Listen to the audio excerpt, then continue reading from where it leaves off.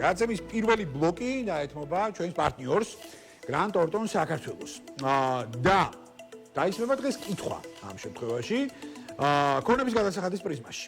რა უნდა ვიცოდეთ, რა უნდა გავითვალისწინოთ და ყველა მნიშვნელოვანი რჩევა ეს ამ ყველაფერზე ქეთევან ღამბაშიძე გვესაუბრება, რომელიც Grant Thornton საქართველოს საგადასახადო მიმართულების ხელმძღვანელია.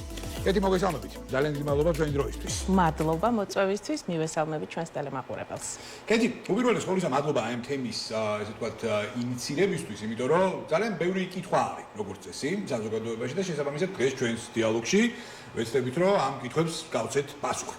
ქონების გადასახადის ნაწილი და დეკლარირების ნაწილი საბოლოო ჯამში მოახლოვდა უკვე დედლაინით და რა უნდა გავითვალისწინოთ საბოლოო ჯამში, აი ამ მიმართულებით და რა ძირითად აქცენტებზე უნდა გავამახვილოთ ყურადღება. ამ ზოგადი კითხვით დავიწყოთ და შემდეგ შევიდეთ უკვე თემის მნიშვნელოვან სიღრმეებში. კი ბატონო, როგორც სწორად აღნიშნე, მოგვიახლოვდა დედლაინი, ეგრეთ წოდებული, ანუ 1 ნოემბერი არის ფიზიკური პირის ქონების გადასახადის დეკლარირების ვალდებულება.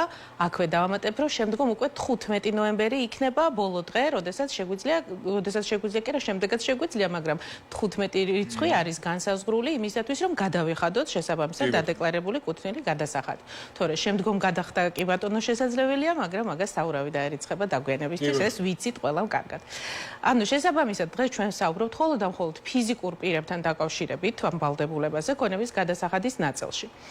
და ეს ფიზიკური პირები, მოდით ესე უხეშად ორ კატეგორიად დავყოთ, ანუ ფიზიკური პირები, რომელთა უშუალოდ პირის და მისი ოჯახის გასული წლის შემოსავალი აღემატება 40,000 ლარს. კი ბატონო. ამ შემთხვევაში აქვს ვალდებულება, რომ წარადგინოს დეკლარაცია და აჩვენოს ამ დეკლარაციაში უძრავი ქონება, ეს არის ბინა, ეს არის სახლი, ეს არის მიწა. კი ბატონო, მოძრავი ქონებაც მათ შორის აჩვენოს და ადეკლარიროს, შესაბამისად შემდგომ უკვე გადაიხადოს გადასახადი. და მეორე კატეგორია, რომელიც მნიშვნელოვანია რატომ? ძალიან ბევრს რჩება რატომღაც ყურადღების მიღმა აღნიშნული. მიუხედავად გასულ წელს არსებული შემოსავლისა, რომელიც შესაძლოა ნულის ტოლი ყოფილიყო, თუ თქვენ სახელზე ირიცხება მიწა, ყველა შემთხვევაში გიწევთ დეკლარირება და შესაბამისი გადასახადის გადახდა. მიუხედავად კიდევ ერთხელ ხაზს უსვავ იმისა, თუ რა შემოსავალი ქონდა თქვენ ან თქვენი ოჯახის წევრებს. ეს არის ორი მნიშვნელოვანი კრიტერიუმი ამ ნაწილში. რომ განსაზღვროთ ვინ ითვლება, მოდით დავიწყოთ იქიდან, აი ოჯახის წევრი რო ვახსენე, ხო? კი ბატონო. ანუ აქ საუბარი არის, რომ მე დღეს მიმდინარე 2025 წელს 1 ნოემბერს უნდა წარვადგინო დეკლარაცია, რომელიც გაიანგარიშება 24 წელს არსებულ დაფიქსირებულ დასაბეგ შემოსავალს. ოღონდ არა მხოლოდ ჩემი შემოსავალია ამ შემთხვევაში, არამედ ჩემი და ჩემი ოჯახის წევრების. აი ვინ ითვლება ოჯახის წევრებად? ცალსახად რაც გვიფიქსირდება, ეს არის რომ უშუალოდ გადამხდელი, მისი მეუღლე, აგრეთვე არასრულწლოვანი შვილი, აგრეთვე ის ოჯახის წევრები, რომლებიც ერთად ცხოვრობენ. ეს შეიძლება იყოს ბებია, პაპა, შვილიშვილი, და, ძმა, გერი და ასე შემდეგ. მნიშვნელოვანი არის ის, რომ თავად ფიზიკურმა პირმა უნდა განსაზღვროს ვის თვლის ოჯახის წევრად, ოღონდ პირობა არის ის, რომ უნდა ცხოვრობდნენ ერთად და ეწეოდნენ საერთო მეურნეობას. და ასეთ შემთხვევაში მთელი ამ ოჯახის წევრების კრებსითი შემოსავალი იანგარიშება 24 წლის თუ 25 წელს საუბრობთ ამ დეკლარაციაზე, 24 წლის ჯამი იანგარიშება და შემდგომ ყველა ამ თითოეულ პირზე არსებული ქონებაც არის დასაბეგრი. და გვაქვს ორი ოფცია. შეგვიძლია თითოეულმა წევრმა ინდივიდუალურად წარადგინოს აღნიშნული დეკლარაცია, იმის გათვალისწინებით, რომ მაინც გადააჭარბეს ჯამურად 40,000, ან შესაძლოა ერთ-ერთმა სრულწლოვანმა წევრმა ერთი, ოღონდ საოჯახო დეკლარაცია წარმოადგინოს, სადაც უთითებს, ძალიან კომფორტული ოფცია არის, მინდა გითხრათ, სადაც უთითებს ყველა იმ ოჯახის წევრს, ვის მოიაზრებს ოჯახის წევრად და უთითებს ჯამურად იმ ქონების ჩამონათვალს, რასაც მიიჩნევს, რომ დასაბეგრია, რაც ეკუთვნის კანონით, რომ დასაბეგრია, ხო? და კიდევ ერთი ესეთი მომენტი ტექნიკური, რომ თუ დავუშვათ გასულ წელს, მქონდა უკვე ჩაბარებული ასეთი დეკლარაცია და შემდგომ არაფერი არ შეცვლილა, არც შემოსავლის ზღვარში, არც ქონების ჩამონათვალში, არც იმ შეფასებაში, რადაც შევაფასე ეს ქონება, შემიძლია საერთოდ არ წარვადგინო და შემოსავლების სამსახური ავტომატურად გაიმეორებს წინა წლის დეკლარაციას და ავტომატურად დამერიცხება. ოღონდ უნდა გავითვალისწინოთ, თუ კი შემეცვალა ან საერთოდ აღარ მეკუთვნის, მაშინ აუცილებლად თუ შემეცვალა წარვადგენ განახლებულს, ხოლო თუ არ მეკუთვნის, იმიტომ რომ არ გადავაჭარბე 40,000, განცხადება უნდა დავწერო, რომ აღარ არის ჩემი შემოსავალი ის თანხა, რომელიც ზღვარს ცდება, ამიტომ გთხოვთ, ნუ დამარიცხავთ და შესაბამისად არიქნება. და სახელზე არსებული ქონების შემთხვევაში როგორ ხდება ამის კალკულაცია? პირობითად არის იდენტური, არაფერი არ შეცვლილა წინასწრიდან მოყოლებული, შესაბამისად აი ამ დროს რა ხდება? უკვე შემოსავლების სამსახური თვითონ აკეთებს ამის კალკულაციას თუ აქაც განცხადება ჭირდება რეალურად ფიზიკურ პირს? თუ იდენტურზე ვსაუბრობთ, კალკულაცია აღარ კეთება, მეორდება ზუსტად იგივე, რაც იყო ჩაბარებული. ხოლო კალკულაცია როგორც ასეთი არის ყველაზე სენსიტიური მომენტი ამ ნაწილში. ჩვენ იმაზეც ვისაუბროთ ამ შემოსავლებში რა ითვლება, მაგრამ მოდი ჯერ განვიხილოთ როგორ იბეგრება. როგორ იბეგრება? განაკვეთის ნაწილი ძალიან საინტერესოა. ძალიან სენსიტიური თემა არის და რატომ? იმიტომ რომ თავად გადამხდელი, ანუ მე რომელიც ვადეკლარირებ, ამას მე განსაზღვრავ ჩემი უძრავი ქონების ღირებულებას, საბაზრო ღირებულებას. ამისათვის შემიძლია მივმართო რაღაც ალტერნატიულ წყაროებს, როგორიც არის განცხადებები დაუშვათ ბინების ყიდვა, გაყიდვა და ბინების ან სახლების ყიდვა, გაყიდვის შესახებ, დავადგინო საბაზრო ფასი, რაც წარმომდგენია და ჩავწერო შესაბამისად, რა თქმა უნდა, ლარში ეთითება. თუ ქონების ჩამონათვალში, ანუ ეს არის ბინა, საცხოვრებელი სახლი, უშუალოდ ეს არის მიწა, როგორც ვახსენეთ, ანუ ბინის და საცხოვრების, ანუ ეს არის შეიძლება დაუმთავრებელი მშენებლობა იყოს, თუ მიჭირს განსაზღვრა რაღაცის, ანუ ვერ საზღვრა, შემიძლია მივმართო დამოუკიდებელ შემფასებელს, შესაბამისად მოვიპოვო დასკვნა და განსაზღვრა მოხდეს ამაზე დაყრდნობით. ამას ვწერ ამ თანხას და შესაბამისად ეხლა აქ როგორი გრადაცია გვაქვს? ანუ შევჯერდით იმაზე, რომ თუ 40,000 აჭარბებს ჩემი და ოჯახის კრებსტი შემოსავალი, ზოგადად ვალდებულება მიჩნდება, რომ ჩავაბარო დეკლარაცია, ხოლო აქ იყოფა ორად, 40-დან 100,000 ლარამდე შემოსავალი და 100,000 ლარს ზემოთ. განაკვეთები განსხვავდება ამის მიხედვით. ანუ 40-დან 100,000 ლარამდე განაკვეთი მერყევს 0,05% და 0,2%-მდე. 2%-მდე, კი ბატონო. თუ 100,000 ვაჭარბებთ, არის 0,8%, მაგრამ 0,8-დან 1-მდე არა უმეტეს 1%-ისა.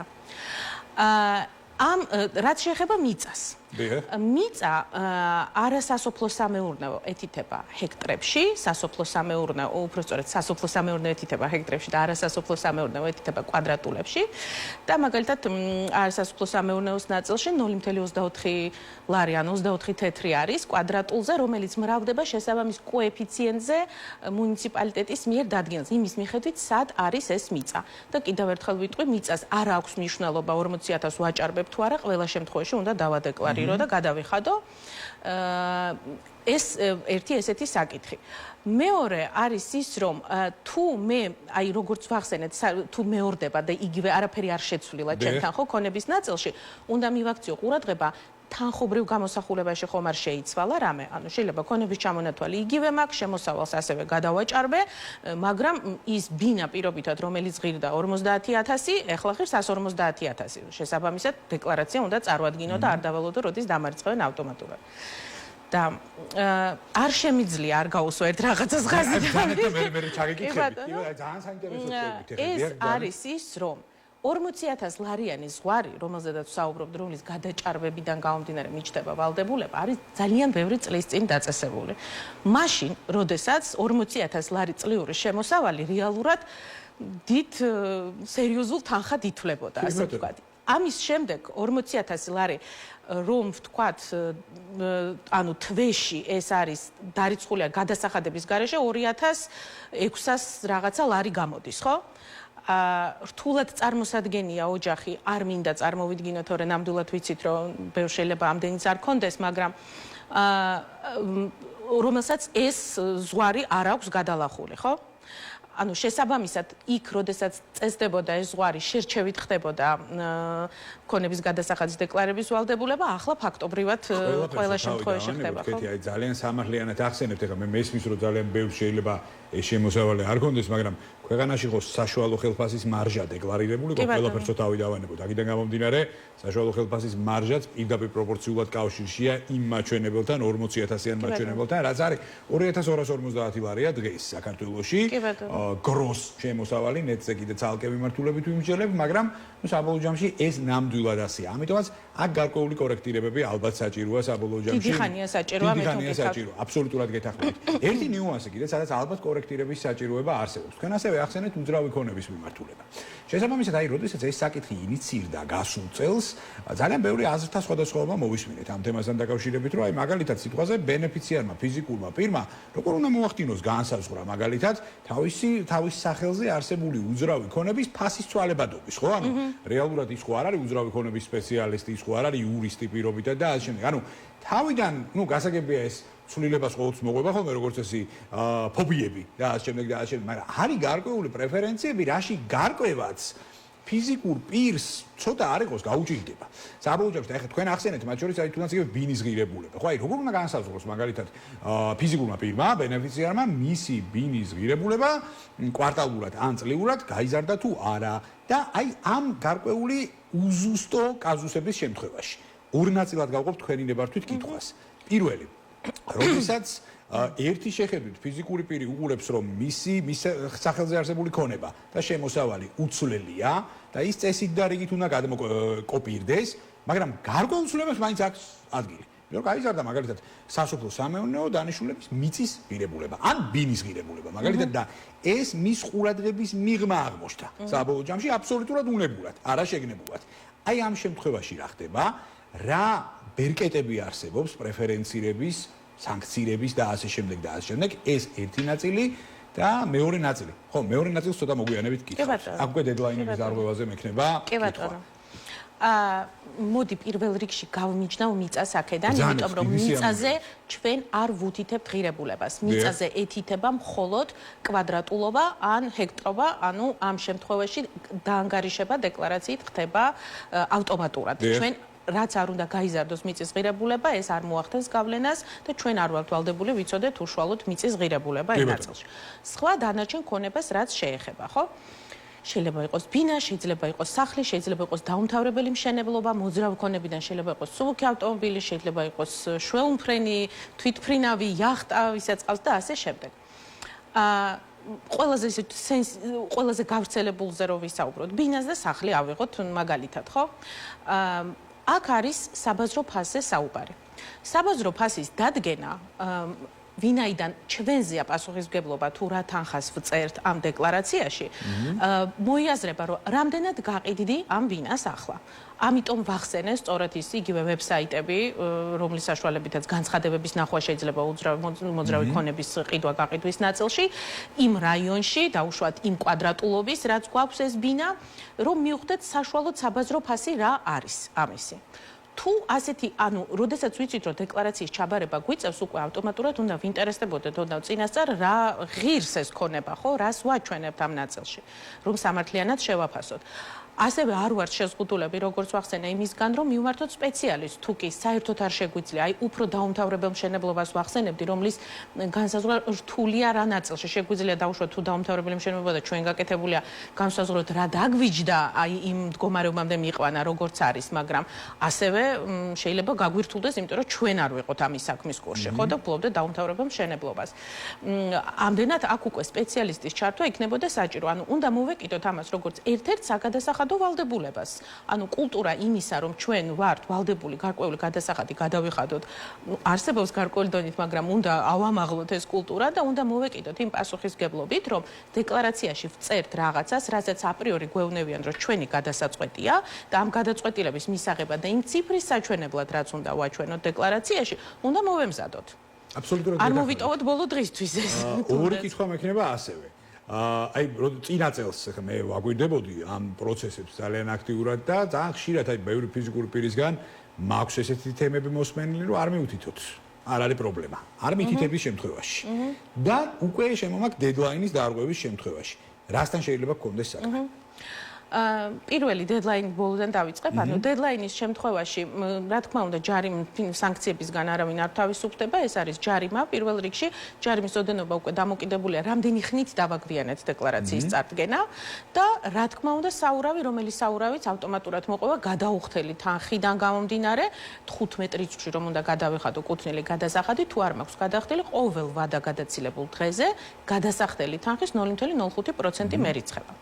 ასევე შემოსავლების სამსახურის მხრიდან ვიტყოდი რომ შერჩევით, რაღაც გარკვეული რისკ ფაქტორებიდან თუ რა პრინციპებიდან გამომდინარე ხდება, მაგრამ შერჩევით ხდება დაკავშირება, გადამოწმება ამ ფიზიკური პირების დეკლარაციების, შეიძლება დაკავშირება და რაღაც ახსნა განმარტების ჩამოთმევა თუ რატო არის ესა თუ ის თანხანაჩვენები ან საერთოდ თუ არ აქვს დეკლარირებული ატყობინებენ რომ თქვენი შემოსავალი რომელიც დადეკლარირებულია და შემოსავალზე ცალკე ვახსენოთ კიდევ რა შემოსავალი შედის ამაში, ანუ თქვენ აჭარბებთ ამას, მაგრამ არ გაქვთ წარდგენილი დეკლარაცია და შესაბამისად ანუ გავალდებულებენ რომ ეს დეკლარაცია წარადგინოთ და იყოს ჩამონათვალი. ასევე თუ მაქვს წარდგენილი დეკლარაცია, მაგრამ განზრახ ან შეიძლება არა განზრახ, გარკვეული ძალიან ნაკლები მიწერია, მოკლედ, ვიდრე არის საბაზრო ღირებულება. საგადასახადო ორგანოს უფლება აქვს გადაითვალოს ეს აღნიშნული თანხა და უკვე გაზრდილი თანხიდან გადაანგარიშებული თანხის გადახდა გადასახადის გულისხმობ მოგიწიოთ დამატებით. რაც ასევე, ანუ თავისთავად საურავების თემას წამოყვება, როგორც აღნიშნე. კი ბატონო, აბსოლუტურად გეთანხმებით და ბოლოს ჩვენი საუბრის ბოლოს მე მინდა უკვე აი ძირითადი რეკომენდაციები, თუმცა რეკომენდაციებს მოიცავდა თავიდან ბოლომდე ჩვენი საუბარი, მაგრამ აი ძირეული საბაზისო რეკომენდაციები მინდა გავაშკეროთ. ძირითადად, იმიტომ რომ ბევრი გვიყურებს ახლა, ბევრის ინტერესის სფეროს წარმოადგენს, ყველას ინტერესის სფეროს წარმოადგენს, ეს არის აბსოლუტურად გეთანხმებით და მოყვებით ჩვეულებრივი საგადასახადო ნორმატივი, რომელსაც პასუხისმგებლობით უნდა მოვეკიდოთ. კი ბატონო. შესაბამისად, აი რა იქნება ერთგვარი რეკომენდაციების ძირითადი კუპაჟი ჩვენი მრავალრიცხოვანი აუდიტორიის მისამართით. სანდრო, დასაწყისში ახსენე დარიცხული ხელფასიო, აი ძალიან კარგი ფრაზა, რაოდენ გასაოცარიც არ უნდა იყოს, ერთ-ერთი რეკომენდაცია რჩევა ალბათ იმისა, რომ ვიცწავლოთ კარგად განსხვავება რა არის დარიცხული ხელფასი და რა არის უკვე საბოლოო დაბეგრილი მისაღები, ეგრეთ წოდებული ნეტ ხელფასი, ხო? ანუ, როდესაც საუბრობთ 40.000 ლარიანი ზღვარის გადალახვაზე, პირველ რიგში ხელფასს თუ ვახსენებთ და სხვა შემოსავალი და სარგებელიც მოიაზრება აქ, მაგრამ ხელფასი იგულისხმება დარიცხული, რაც ნიშნავს იმას, რომ ის მოიცავს საშემოსავლო გადასახადს. საშემოსავლო გადასახადი არის ჩვენი გადასახადი იმ ფიზიკური პირის, რომელიც მუშაობს, უბრალოდ დამქირავებელი აგენტის როლის ნაწილში ასრულებს ვალდებულებას და უკავებს ამ გადასახადს და იხდის ბიუჯეტში. თორე ის თანხა თავის საშემოსავლოდ არის ჩემი. შესაბამისად, ნეტი რაც ჩამერიცხა, იმას არ ვანგარიშობ, ვანგარიშობ დარიცხულს.